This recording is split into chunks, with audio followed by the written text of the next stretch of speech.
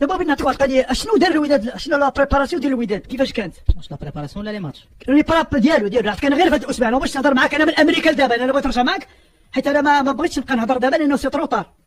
حيت انا الوقيته اللي كنت كنخرج وكنبغي نقول لكم انا كنبغيو نهضروا انا وياك على الوداد وكنبغيو نديروا بزاف ديال الحوايج يمكن نحصروها في الماتش، يمكن كنحصروها في الماتش وما كنبغوش ندخلوا في بزاف ديال الحوايج. دابا غادي نتكلموا ونقولوا بحال دابا هاد الاسبوعين اللي عاشها فريق الوداد ولا 3 اسابيع نقولوا حنا من المباراه ديال فريق الجيش الملكي كانت هزيمه وبديك الطريقه وبهذاك الشيء الجمهور كان غاضب. مشيتي لتوارقه كنتي منهزم ب3 واخا ريمونتادا ولكن الجمهور دائما بقى غاضب. ومن ديك الوقيته وانت كتسمع المدرب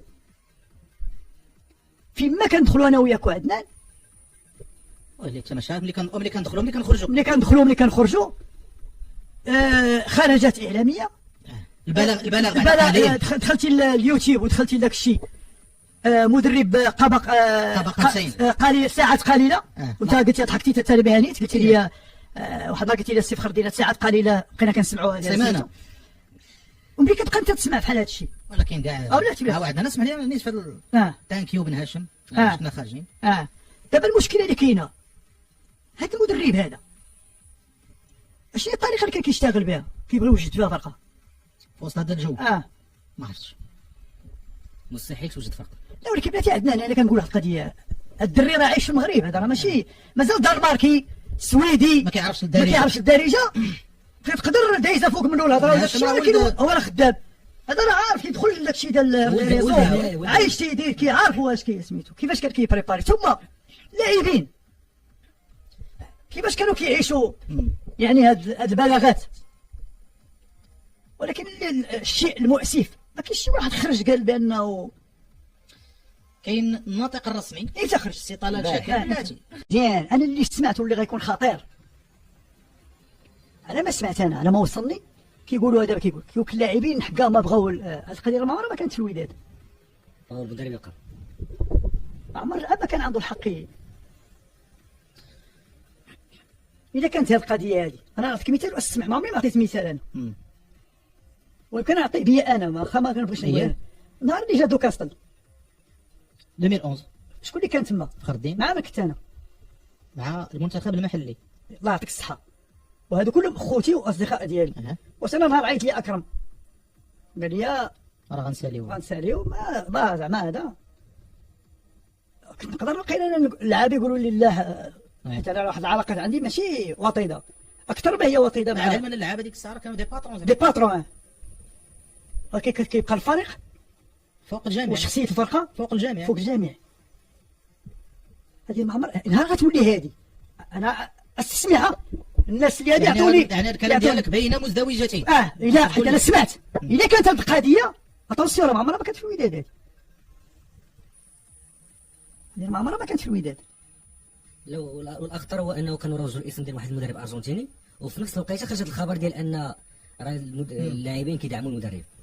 شوف شكون كيخرج هذا وشكون كيخرج هذا الله ماشي هكاك هذه اشياء بعد اولا لعبوا بها على الجمهور. اغلبيه الساحقه ديال الجماهير ديال فريق الوداد حطيتيها في واحد المأزق ما بقاتش عارفه شكون حيت كاينين الناس اللي عندهم الاهتمام وتيتبعوا الفريق وعارفين ليه ولكن كاين واحد الجماهير هي اللي شتي البارح اللي كتجي كتشجع كتبغي الوداد 90 دقيقه ما كتبغي لا فخر الدين لا عندها اسم الوداد كتجي تشجعو وتموت عليه وتبكي وتمشي مفقسه ودير هذوك ما عمري كنهضر انا. اما هذوك اللي داخلين في هذا الريزو وعارفين اش كيديروا هذوك ما كنهضرش عليهم انا هذوك عارفوا مانا اش كيديروا. اذا انا تنقول حيت معيق هذاك الشيء بزاف تعيش هذاك الشيء كله ثم انت ما بريباراتيش كتبان بانك ما كاينش بريباراسيون غطلع مع واحد الفريق اللي غادي يجي الناس كتهضر امكانيات ما عندها علاقه.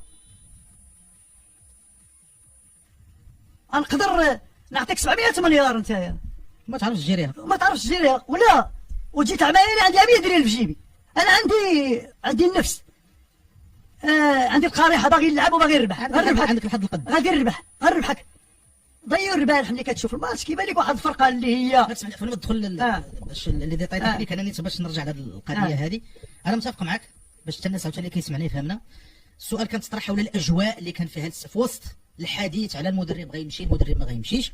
السؤال تطرح على المدرب يعني باي فيزيون غيكون كيبريباري، هو كيسمع، هو ولد البلاد، هو ولد هذا الشيء كيسمعنا وغيمشي غيبقى. اللعابه اللي كيعرفوا من المدرب ديالهم اللي معاهم دابا راه غيمشي غيجي شي واحد جديد كذا كذا، يعني وسط هذا الشيء كامل بغيتي تلخص ليا الاجواء ديال تحضير المباراه. عاد غندخل معاك الماتش وباش عاوتاني نوضحوا. حنا راه كنهضروا دابا غير اولا على الفريق اللي تقصى، فوالا مازال غنجيو نهضروا على الفريق ديالنا اللي تاهل، اللي تاهل والطريقه باش تاهل اللي هو اولمبيك اسفل. ناخذ واحد الفاصل مستمعينا الكرام ثم نعود لمواصله الحديث. الشدائد فهم نواصل الحديث مستمعينا الكرام في انتظار فتحوا الخط لكم على 05 22 36 05 36. دابا قول لي الماتش. احنا كان بزاف لنا نعطيو سميتو كيف كنقولوا حنا بحال كتقول نقدموا لي سالاد ولا نقدموا هادشي ديريكتو تاكل لونطري لا بدا ما كنا خصنا نديروها باش نوضحوا شويه نوضحوا الامور ونسميو الامور بسميتها ونعطيو لكل اللي كيف كتقول انت منير كل اللي حقا.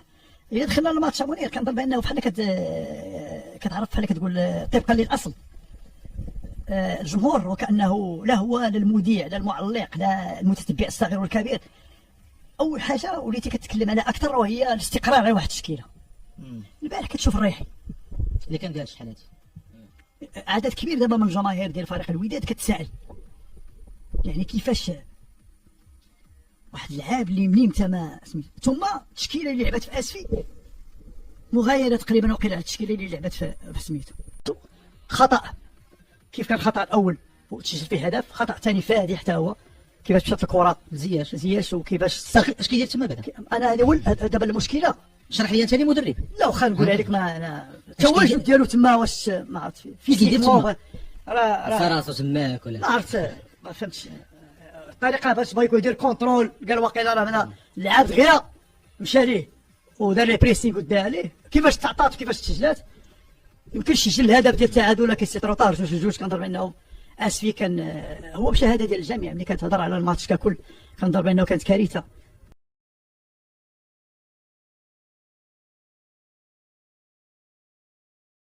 تتحول من مجرد إشاعة إلى إحساس بأن هناك شيئا كبيرا يطبخ في الخفاء، وأن القلعة الحمراء تعيش لحظة فاصلة بين ما كانت عليه وما تستعد لأن تكونه. في الوداد الصمت لم يعد صمتا، بل هدوء ما قبل العاصفة. من يكتفي بمتابعة العناوين سيقول إن الوداد يعيش ميركاتو شتويا قويا، لكن حين نقترب من تفاصيل الصفقات نفسها نفهم أن المسألة أعمق من ذلك. الأسماء المختارة، أعمارها، نوع عقودها وتوقيتها، كلها تشير إلى أن الفريق يعاد ترتيبه من الداخل وفق رؤية مدير رياضي من طينة عادل هرماش وبقيادة حكيمة من أيتمنى.